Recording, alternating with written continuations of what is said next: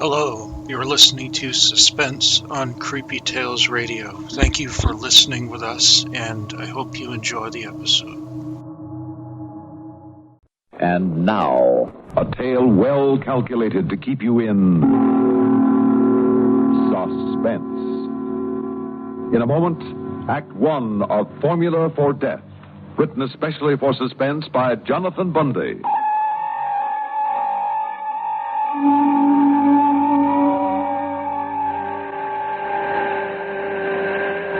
Now, look here, Colonel. You assured us you'd begin grinding the necessary lenses days ago. Weeks ago, in fact. I know, Colonel Humboldt, I know it. Well, then why haven't you? Because, Colonel, I haven't yet received my formula from Dr. Hoffman. Dr. Hoffman? Until he brings it here, there's, well, simply nothing that I can do. You mean Frederick Bernard Hoffman? Yes. Oh, then heaven help us. Why couldn't someone beside that old crackpot have been assigned to develop the formula for this lens system? Don't you know Hoffman, his reputation? Oh, very well. Well, then why pick him of all people? Because, sir, he's the only man we can depend on to do it properly. I don't believe it. As a matter of fact, I've been wondering why you haven't just fed the requirements into one of those electronic brains and let it devise the formula for you. In a matter of seconds. Perhaps, well, days, weeks, months. That was tried, Colonel Humboldt. You know it as well as I do. And, sir, with no success whatsoever. But it has been months now, for now, literally months, since you promised us this optical system. And what has happened? Absolutely nothing. One of the potentially most important factors in celestial observation from a guided satellite must wait on the whims of a doddering old crackpot. Crackpot? Well, isn't he? You think I haven't heard of his silly hobby, his preoccupation with the supernatural? His ridiculous belief in psychic phenomena, his conviction that he himself is endowed with supernormal powers? Who knows? When you consider some of the miracles of engineering that Hoffman has made possible, well, perhaps he is. Oh, yes? Well, then why doesn't he send you the formula telepathically instead of holding us up this way? Isn't there anything you can do to hurry him up? Nothing whatsoever. So our entire science program waits for him. Just waits. The entire world waits, Colonel. Including our enemies. Oh, I tell you, it galls me to twiddle my thumbs while this superstitious old man with a single specific piece of knowledge spends his time communing with the spirits. Including our enemies, Colonel. What's that? Please don't forget that, sir. Because there isn't a country on earth that wouldn't do almost anything to have this formula. Or to keep us from having it. If he ever completes it. Oh, of course he will. But in the meantime, sir... Well, then why doesn't he? In the meantime, Colonel, I hope you've done as I asked. You mean the guard about that little place of his up in the country? Yes, sir. Oh, yes. We've had 2 or 3 men on duty up there 24 hours a day, watching him and his apprentice. Apprentice? Apprentice what? Do they work on his formula? No. All they do is putter about in his flower gardens and feed the birds. But as soon as he is ready, and it should be sometime today. Today, you say. No, next month, more likely next year, perhaps 2 years from now. Do you realize how long it took to develop the famous Dello-Car lens that first made an efficient bomb sight practical? Do you know how long it took Hoffman to develop that? Over 3 years. Hoffman provided the formula for that? Yes. Oh, I see. Well, I didn't know. And at that time, too, we clothed his work in utmost secrecy, kept his little country place under guard. And he worked completely alone on it? The way that he supposedly is working on this? Colonel Humboldt, you may be sure that every waking minute that magnificent mind of his is working. Uh-huh. He is working on it. Well... But what if something were to happen to him, eh? Well, that is the risk we take. I see.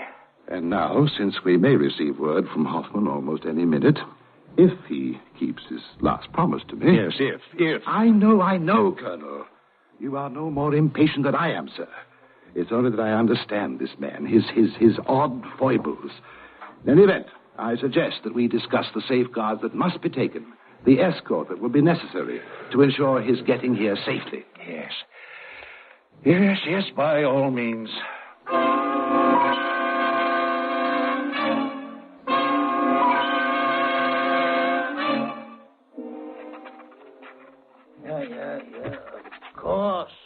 course.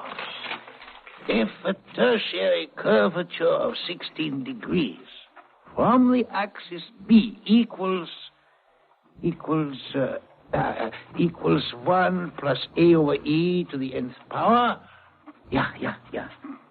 then the cube of cosine R will automatically compensate for any variation in the flexing of the meniscus. Of course it will. And now, using Napierian logarithms to determine the hyperbolic function of the system, with the factor V now equal to Y equal to the secant B plus R squared over 1. Of course. Oh, I have it. Stefan, my boy, come in here. Stefan! Yes, Dr. Hoffman. Come here, my boy, come here. Look at it. I have it now. It is finished. The formula, it is completed. Excellent, Doctor. My congratulations. Thank you, my boy. And I deserve them. For this formula, Stefan, will forever stand as a monument in the annals of scientific achievement. A monument to me. And Stefan, only I could have done it. Because of my gift of communication with those who have gone before me. Because my powers are above those of normal men, are supernormal. So I must memorize it now. With the square of the factor V equal to the secant B plus R over Y. Excuse me, Doctor. What? Your copy of the formula now, so I can give it to Dr. Fernald. Give you the formula? Yes, sir. I'll need it now. No, my boy. You do not understand. I will take it to him myself as soon as I have finished memorizing it. Memorizing? Of course, my boy, so that only I will know it. I see. But, Dr. Hoffman, well. Well, what if something were to happen to you? Have no fear, my boy. Nothing will happen to me.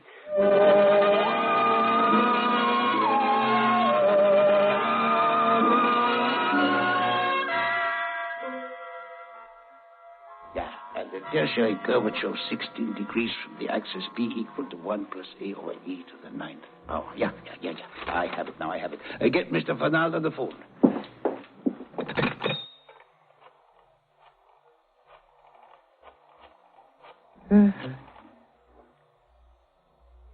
Yes? Yes, hello? Dr. Hoffman? Just one moment, please. Doctor. Yes, just there. There we are. Now the formula is only in my mind. So now, Stefan, I am ready to talk to Mr. Fernald. The phone, please. Yes, sir. Here, Doctor. Doctor. Fernald? Yes, Dr. Hoffman. You're ready now? You finished it? Yeah, it is finished. Today, as I promised you, I shall bring you the formula for the new optical system. Oh, splendid, sir. Now, we're all set up here to begin work on the lenses immediately. Good. Now, you sure you wouldn't prefer to have one of our men drive you in here? Of course not. I'm not a helpless old lady. I shall drive in myself. Very well, sir. Nonetheless, although you may not know it, Colonel Humboldt has arranged an armed escort for you. They're waiting in some cars outside your home right now. Well, of course I know it. I can see them from the window. Then you realize how anxious we are to give you every protection, sir? Yeah, to protect me or the formula. Oh, well, I know. But you are no more anxious than I am, Fernald. For it is I who have spent so many weeks in working it out. Yes. Well, now I suggest you start immediately.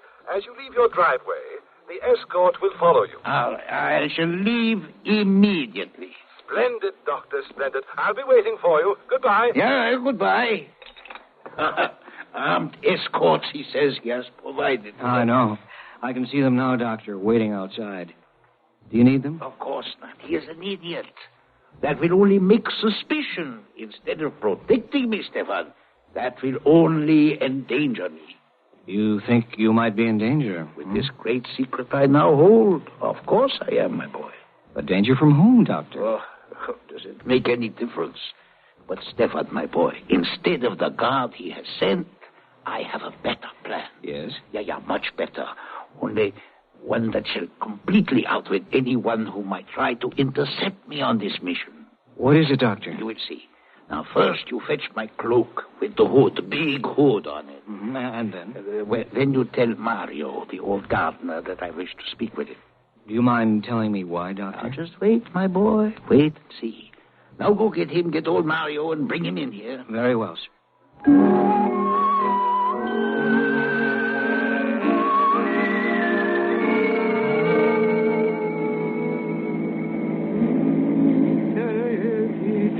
You sure you wouldn't like me to drive, Doctor?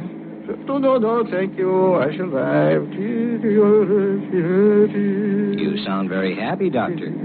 Well, why not, my boy? I have the formula now in my memory, and we shall have no trouble getting into Fernald in the optical works. In spite of all that armed escort nonsense. That was rather unexpected, wasn't it? Did you not see the guards about the house all the time for all these weeks?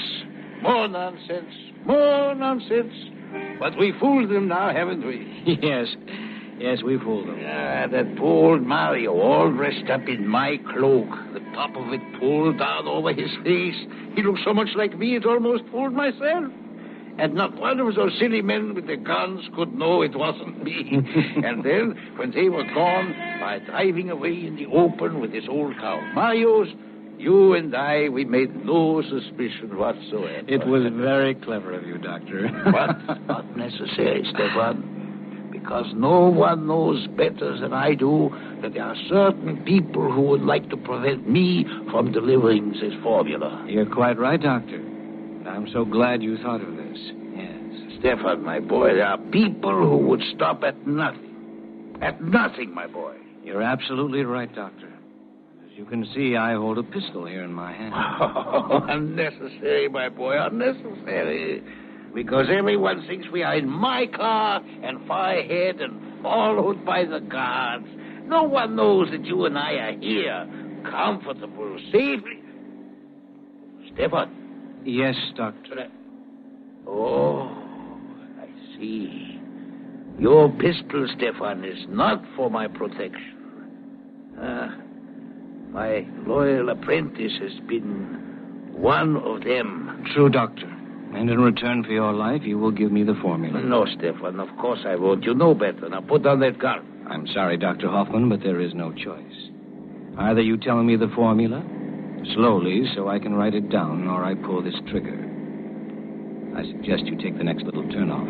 We can stop there and be undisturbed. The secrets you must have stolen for them. But this is the important one. Doctor, it's you or the formula. Well? No, never.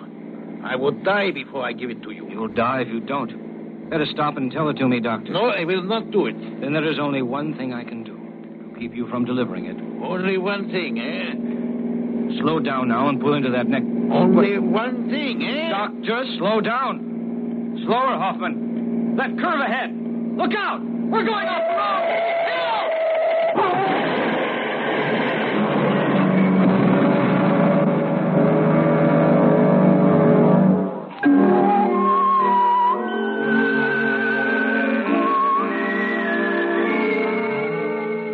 And you say that you're the what? The gardener? Yes, sir, Mr. Fernald. My name is Mario, sir. But why did he send you in his place? What's the matter with Hoffman? Didn't he see the guard that Colonel Humboldt sent up there for him? Didn't he think that we'd protect him adequately? Well, I'm sure I do not know, sir. But where is he? Where is Hoffman? He said that he and his apprentice, young Stefan, would follow along in my car, sir. In your car? To avoid any suspicion, Dr. Hoffman said. Oh, fine. He was afraid the two cars full of armed men would only attract attention, would only make it dangerous for him. Oh, he did, eh? But where are they now? Where are they? Maybe if Colonel Humboldt sent out some of his men to look for them. The Colonel's men have been backtracking that highway ever since you got here. Oh, my dear, if anything happens to Hoffman... It was very amusing, though, sir. Did you say amusing? What can be amusing about a situation like this? Well, I mean, when I got here, and even Colonel Humboldt himself thought I was Dr. Hoffman. Amusing, eh? Well, let me tell you something, Mario. Humboldt, any luck? Have your men found Hoffman yet? No, Fernald, no, I'm afraid not. All we know, and that was from a phone call to a neighbor, is that Mario here has told us the truth about Hoffman leaving there in Mario's car. How long will it take your men to get to his house out there? Well, as a matter of fact, Fernald, they've already been there. Oh, they've already been... Oh, excuse me. Surely. Fernald speaking. Sergeant Granby, Mr. Fernald. Yes, you found him? We found his car. Yes. Completely wrecked, sir. What? He went over a cliff at a curve. Must have gone over at a very high speed, sir. Complete wreck. And the doctor? His body was inside of it. Oh. He must have been killed instantly. I see. Very well, Sergeant. No sign of the assistant, though. The young scientist who worked with him and left with him. Thank you, Sergeant. Well, Fernald? An accident. Hoffman is dead. Yeah. Oh, no. And with him, the formula. But I don't understand about his apprentice, Stefan. He's disappeared. His apprentice? Yes, Stefan was with him. He left there with him. What are you trying to do? Why isn't he dead? Of course not. You can't go in there. What is that? What is that going on? Don't you understand? I'm Dr. Hoffman. Fernald, what is this? Well, I say you're not Dr. Hoffman. Hoffman? I'm sorry, Mr. Fennell, but this man here insists that he's Stefan. Who? Which? Stefan, what happened to you? Why do you call me that, Mario? Don't you know me? Your own employer. But you are Stefan. Of course you are. But good heavens, man, you're hurt and badly hurt. Now, what happened? What happened to you? I had to crash the car to save the formula. Must be suffering from shock. He needs a doctor, I think. Wait, Colonel. Here, my boy. Sit down. Here, over here at my desk. You're badly bruised and bleeding. Now, there. Now, Stefan, tell me. You call me that, too. What? What is the matter with you? Don't you know me? I am Hoffman. The doctor. There's no time to lose. Yes. Yes, there is no time. I must give you the formula while I can. You? Paper. Pencil quickly while I'm still able. Well, yes, of course, yes. Yeah. But how do you know it, Stefan? I tell you, I am Hoffman speaking to you. Now, quiet, please, while I still have strength to give the formula. The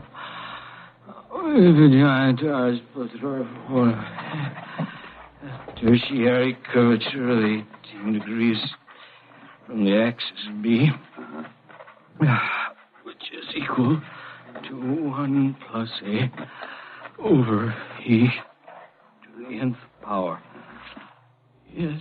This man is out of his mind. That must be gibberish. He thinks he's Hoffman. Don't you see, Humboldt? Don't you see what he's writing? The formula. The Hoffman secret. What? You see how the various factors in it fit together almost miraculously. Look. It's as only Hoffman himself could put it down. What?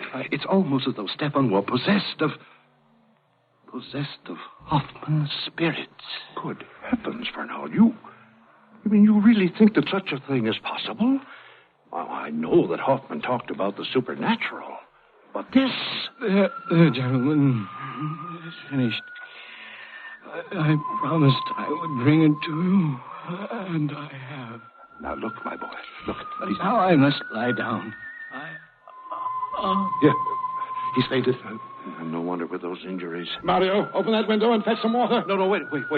Fernald. Yes.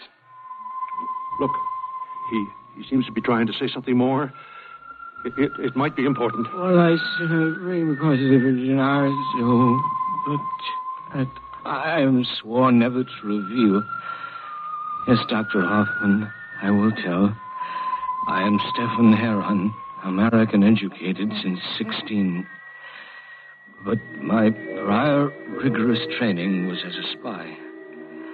I've scrupulously avoided contact with my government.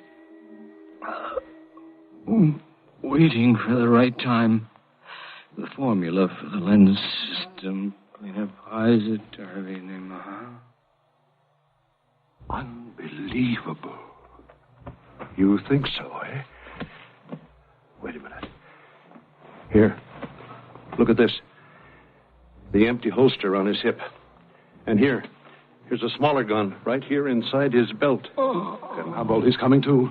Fernald, if Hoffman is dead, it's because this man killed him. Oh, not with his gun, perhaps. It hasn't been fired. Oh, no. Do not shoot me, please. No, shooting would be far too good for you, Stefan Heron. It is Heron, isn't it? Yes. I am Heron. All right. Now, how did you do it? How did you kill him? No, I did not. He tried to kill me. To get the formula, that's why you killed him. I tried to force him, but he wouldn't tell me. What? He wouldn't tell me. He made the car go faster and faster. And then the curve, and the car went over. No, wait, Stefan. You say he didn't give you the formula? No. But I am content. You hear me? I am content because you and your country, you don't have it either. He wrecked the car. He's dead. He can't give it to you. Nobody knows it. Wrong, Stefan. What? Because Hoffman has given it to me. He has? Yes. Through you.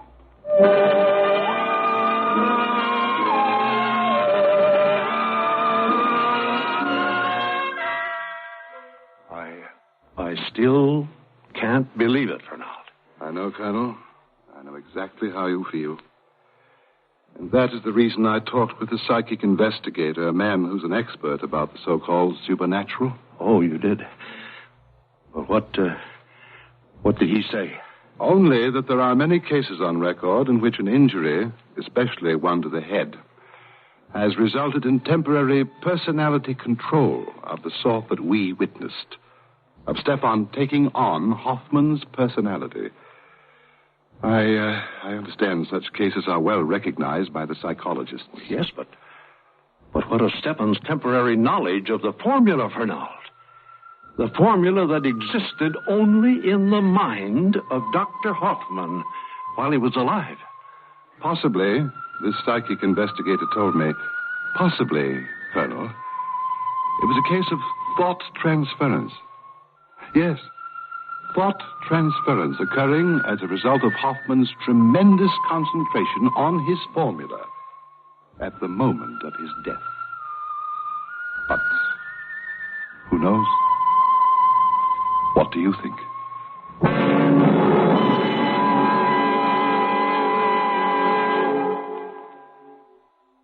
Suspense. You've been listening to Formula for Death, written especially for Suspense by Jonathan Bundy.